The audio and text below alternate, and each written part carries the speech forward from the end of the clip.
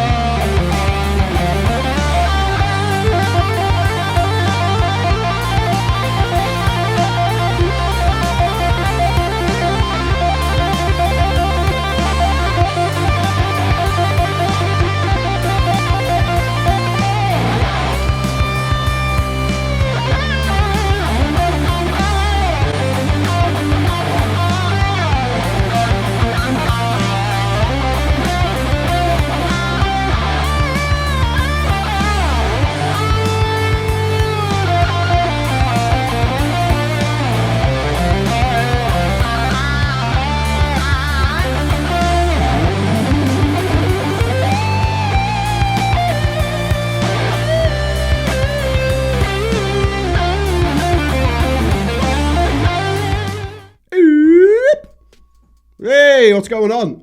This is a amp in a box. This is a 5150 in a box.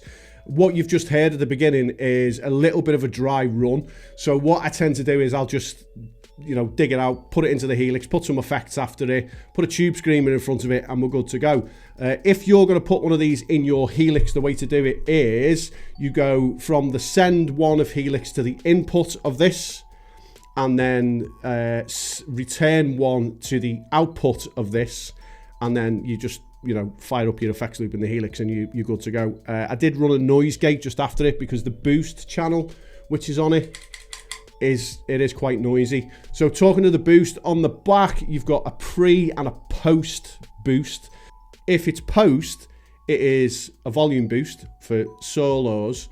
If it's pre, it's a tube screamer basically. So again, if you're putting this into a Helix or a HX Stomp or something similar, or even the Fractal FM9, you're already, cutting back on DSP, and you're cutting back on an amp, you're cutting back on Tube Screamer. Also, it comes with the Celestion cab sim on one of the outs, and I opted to use the Greenback 30 in the Helix just because it's kind of a bit of a go-to for me. It's a bit of a favourite. And I didn't want to kind of mess around with sims and then not be able to have kind of too much control over mics and distancing and all that. It's good to have that in the Helix, but you could, if you wanted, remove your tube screamer or your drive pedal, remove your cab, just have this as your amp. If you're putting this as particularly in the HX Stomp, you just bang a load of effects after it and you're good to go. You're saving DSP all over the tonal park. It's basically, it's two channel, there's a crunch and there is a lead, and it just sounds epic. It sounds absolutely epic. One of the weird things that did happen is that when I was at the NAMM show, we were knocking around, me and Steve Stilazzi went past the TC Electronics booth, and we seen a guy sitting there kind of doing the NAMM licks, and I was like, that sounds pretty fucking epic. So we went over, we did our thing. I didn't really think much more of it because I thought, do I have a need for one of these? Probably not. You know what? When I was on the way home on the plane, I probably should have picked one of them up. It was only when I landed, I thought, I've already got one. I know that there's one knocking around in the house somewhere, because when they first came out, I was like, oh, hello. So yeah, it turns out that I already had one in my little secret stash of guitars and pedals. Who knew?